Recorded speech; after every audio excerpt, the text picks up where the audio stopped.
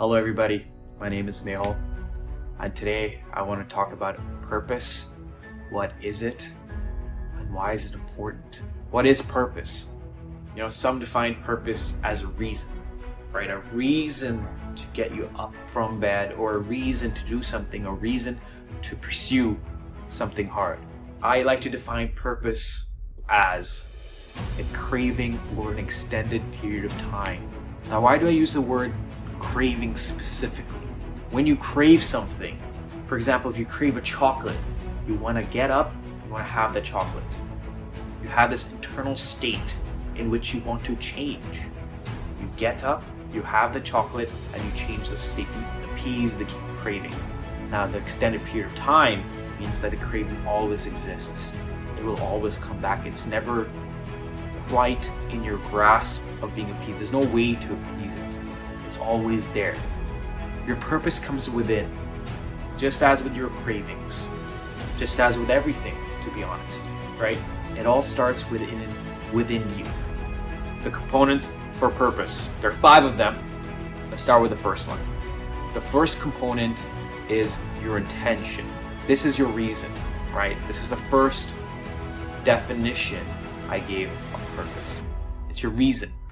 Now, your why is your reason to do something. And it's important to really lay out the different aspects of your why. For example, if I'm trying to be an athlete, you may ask the question, why? So instead of saying a very generic answer like, I want to be the best athlete ever, what does being the best consist for you? Is it playing for a certain team? Is it playing for X amount of years? Is it the achievements from being an athlete? Example, fame. Is it your family, being able to provide for your family or people that you care about?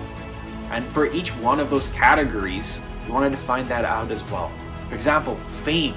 If your reason to become a great athlete is fame, okay, why do you want fame?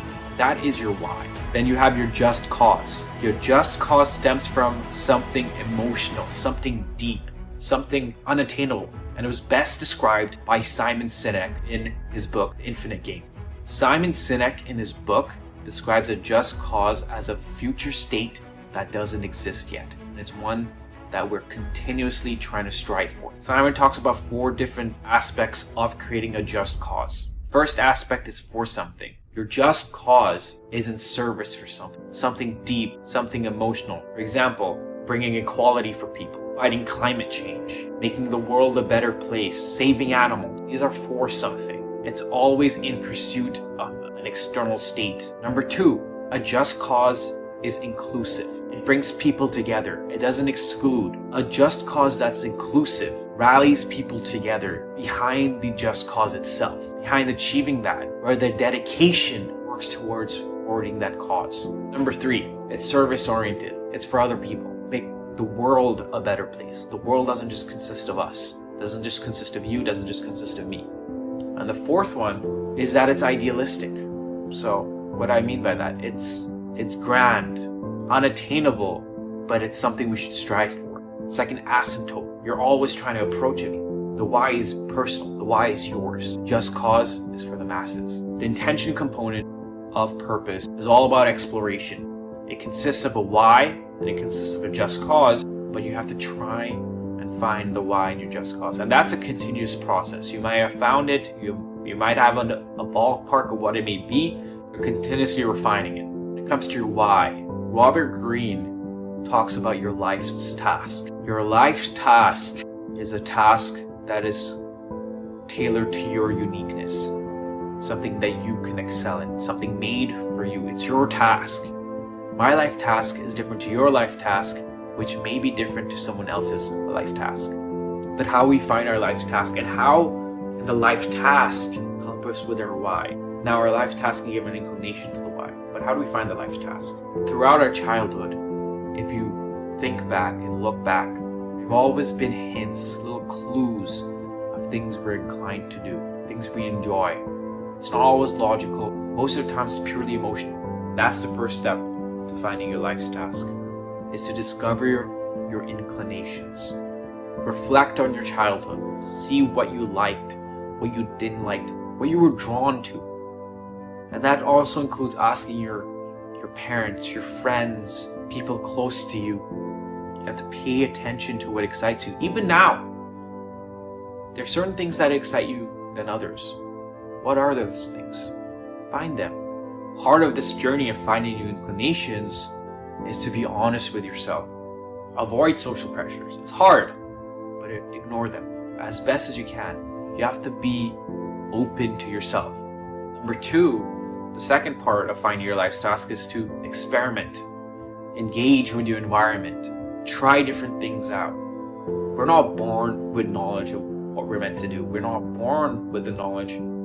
These are things we need to find ourselves. They're hints, they're clues across periods of our life, which may indicate our purpose may be or our path may be, but at the end of the day, we have to experiment. We have to try different things out. And that may mean doing something that is inherently uncomfortable, doing something that creates fear. It's important to have courage, and it's important to push past your fears. Fourthly, you need to understand what's unique about you. What is different about you that you can bring to the world? There's something about everyone. You have to just find that, your uniqueness. And it's done through experimentation. It's done through finding your inclinations, find your uniqueness, and then develop those skills. Develop skill, and in doing that, you can find your life's task. And in finding your life's task, you may also find your why and your just cause. Now, the second component to finding purpose is to create motivation. And this works in conjunction with component 3 and 4, which is actions and goal setting. The goals you create are important. You need a plan. In the book Extreme Ownership by Jocko Willink and Leif Babin, talk about planning. Keep your plan simple. Make it easy to understand. If it's overly complex, it will break down. Simpler the plan, the easier to follow. It's all about execution. Every time you achieve a goal, you get a little burst of motivation. But it's important to utilize that motivation when you have it, to keep that ball rolling, the momentum going. Actions produce results, and results are external changes. It's important to define a plan and actions along that plan which have outward results. Motion is good, motion is great. Don't make the mistake of getting stuck in the cycle of motion and not action. And that brings us to our last component, results or outcome. Outcome is important, and outcome can only be achieved if you action your plan. Not motion it, action it. Once you follow your plan, then the necessary actions, it's important to reflect on the results of that goal. Revise, reiterate. You might take the results or the outcomes of your actions to change your why, or to tinker your just cause, or to change your actions, or to change your goals. It's very important, if not the most important part.